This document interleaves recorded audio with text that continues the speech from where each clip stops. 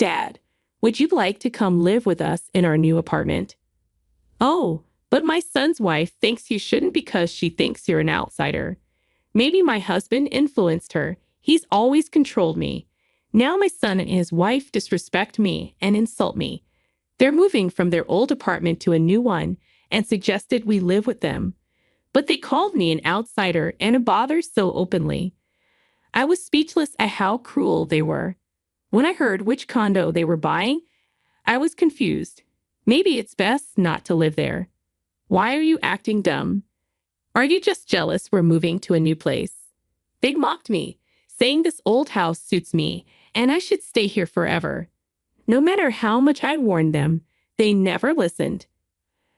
I realized my husband might move out to live with our son, and I accepted it. "If you want to leave this house, I won't stop you."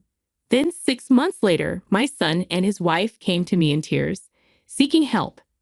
I was Grace, a 48-year-old homemaker with an older husband and an adult son. I got married in my early 20s, earlier than most of my friends. At the time of my marriage, I worked in an office at a real estate company. Soon after, I discovered I was pregnant and took a leave of absence. Back then, I was happy to be carrying the child of the man I loved. My husband was thrilled about the pregnancy and very kind to me. He often checked on me to make sure I was feeling okay and urged me to take it easy and not work. Many acquaintances were concerned about us.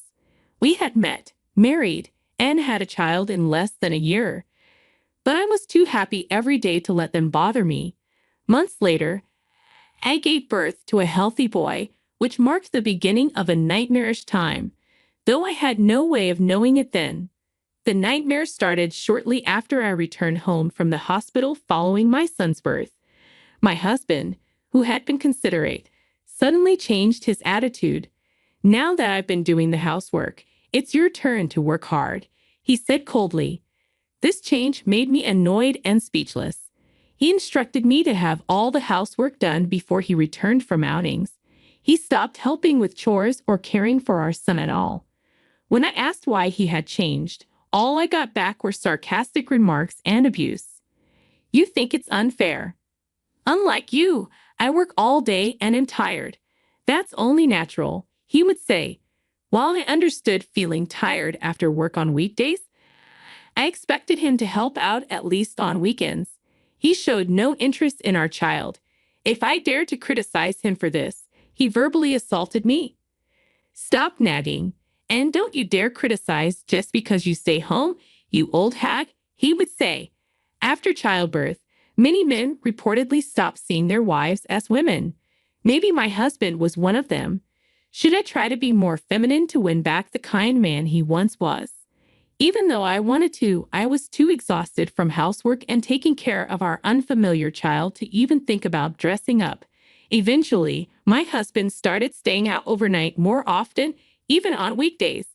He would come home smelling of women's perfume and sometimes with lipstick on his shirt collar. It seemed likely he was having an affair, but I felt powerless to confront him. I was afraid of being treated even worse if I spoke up about his behavior. Moreover, he began giving us less money for living expenses, nowhere near enough for a family of 3 to live on.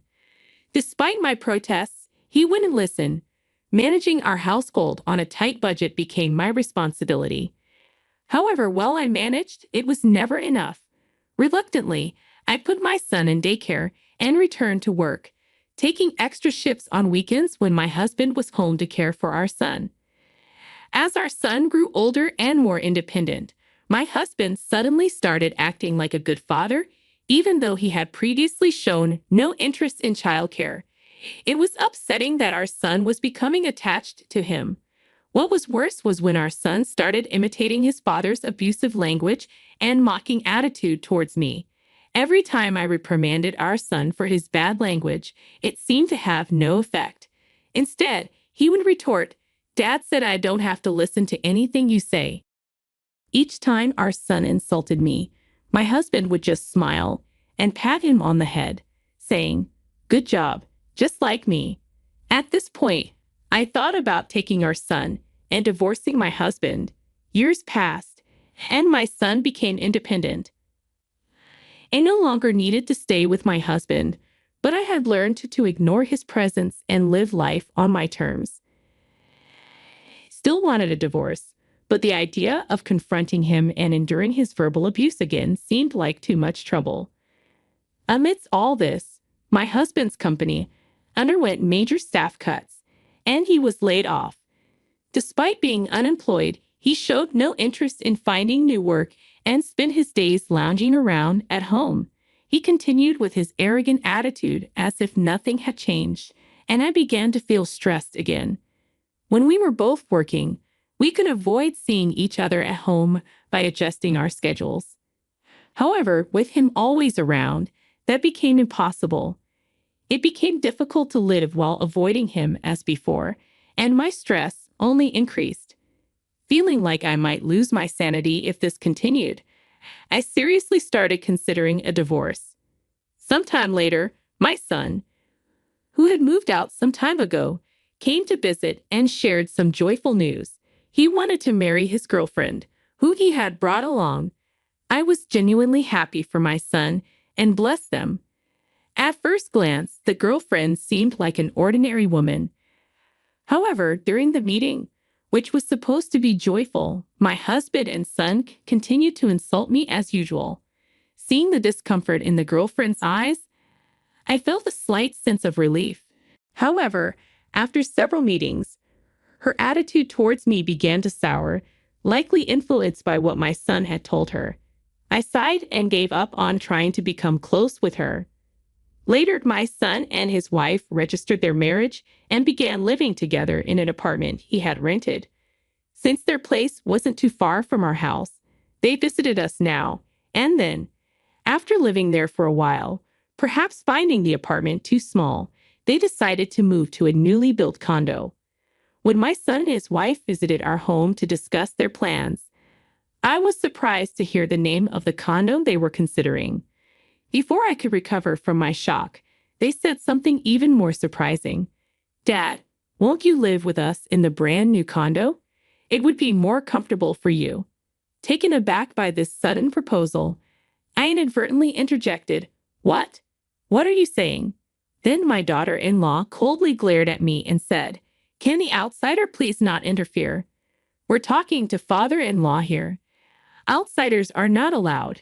Being openly called an outsider by my daughter-in-law was shocking, and I was left speechless.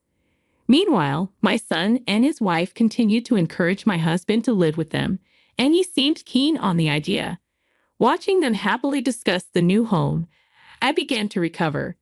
Since hearing the name of the condo, I had been concerned, so I decided to speak up.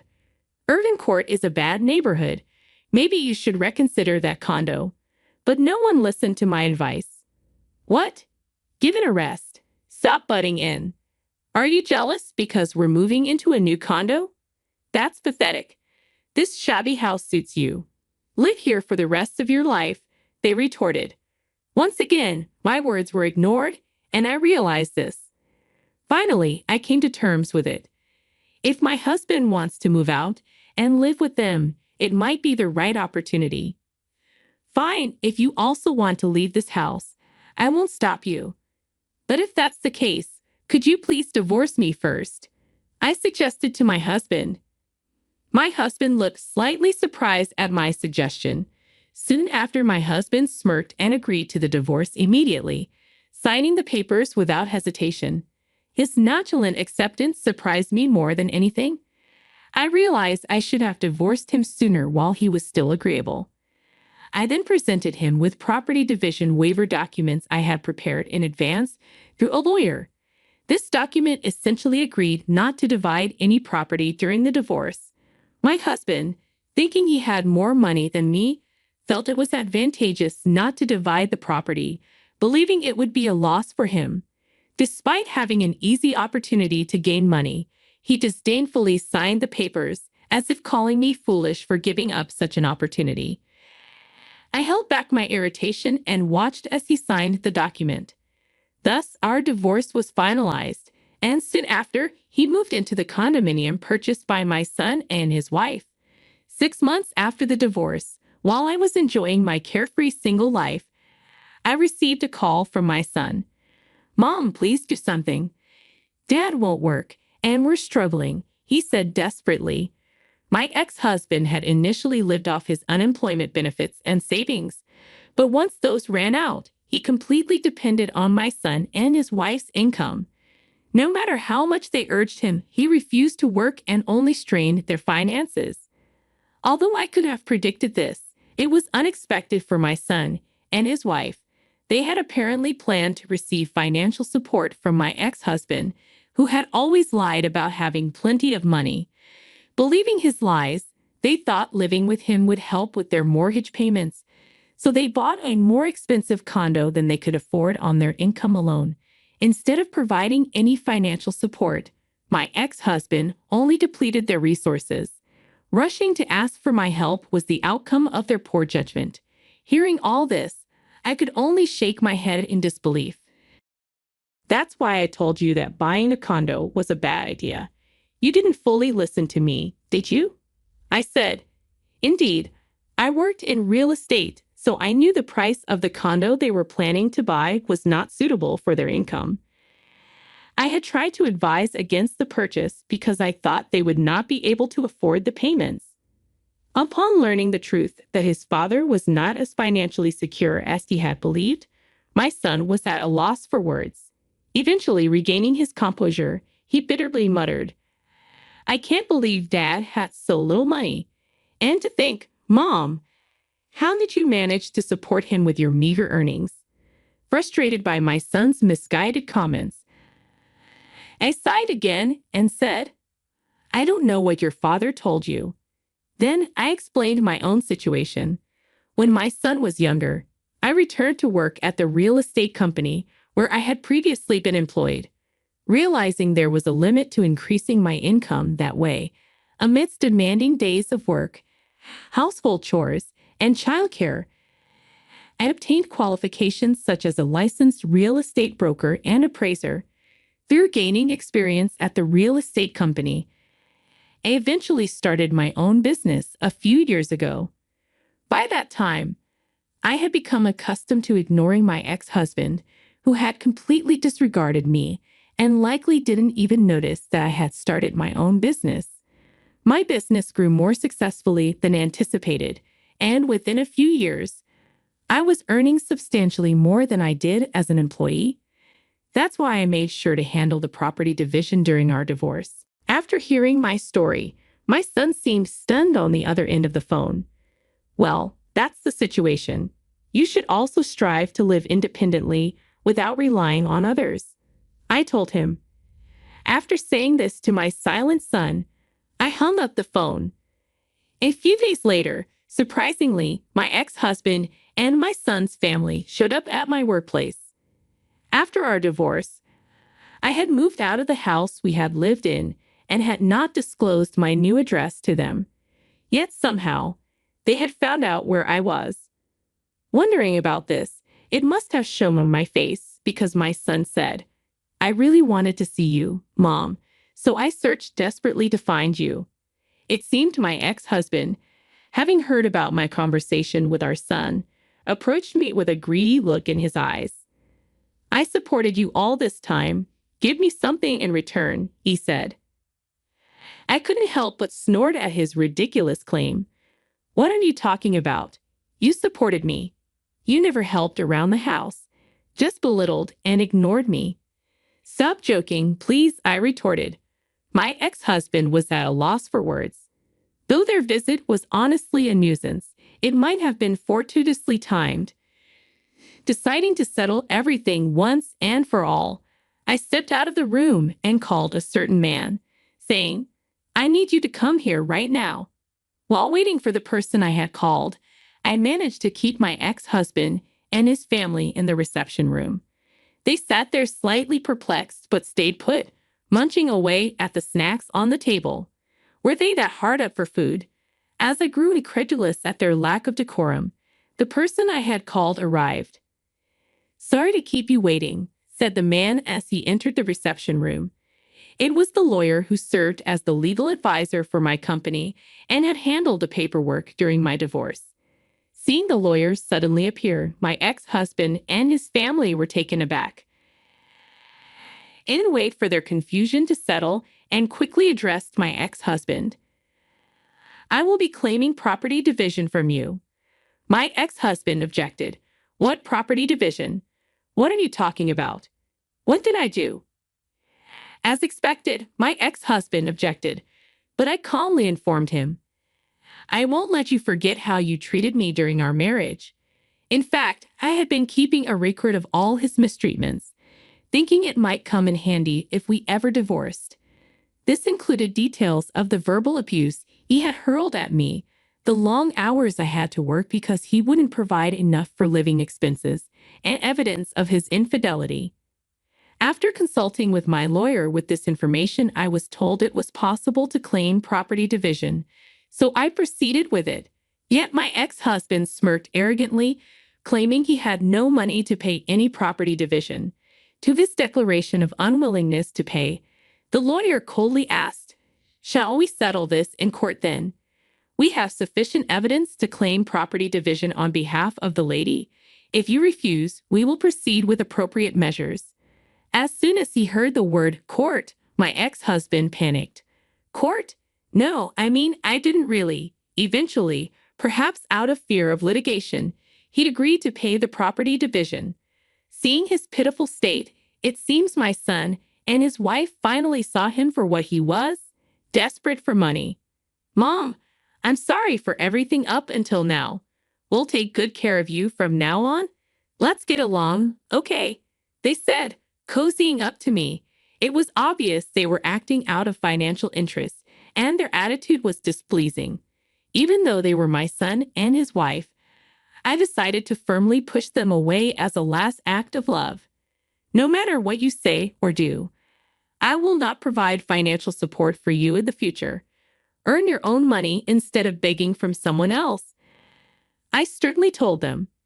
Upon hearing my words, my son and his wife looked disheartened and hung their heads. Later, the property division my ex-husband was ordered to pay started being deposited regularly every month. It was a small amount, so it would take time to complete the full payment, but I decided to wait patiently. Meanwhile, my ex-husband apparently started working part-time at a store. However, he seemed to be earning just enough to cover his property division and personal entertainment expenses, still depending on my son and his wife for living expenses. Continually struggling with living expenses and mortgage payments, my son and his wife eventually decided to sell the aforementioned condo because they could no longer afford the mortgage. They asked a real estate agent for an appraisal, but apparently they were not satisfied with the amount and came to me asking, "Can't you buy it at a higher price?" However, the offer amount they showed from other companies was reasonable, and I could not buy it for a higher price, so I brushed off their request. My real estate business is still progressing smoothly, and my personal life is also stress-free now that I no longer have to deal with my ex-husband or my son's family. With the time I once spent on my husband now freed up, I have more time to spend on myself. Maybe I should find a hobby, I thought. With that thought, I am living happily each day.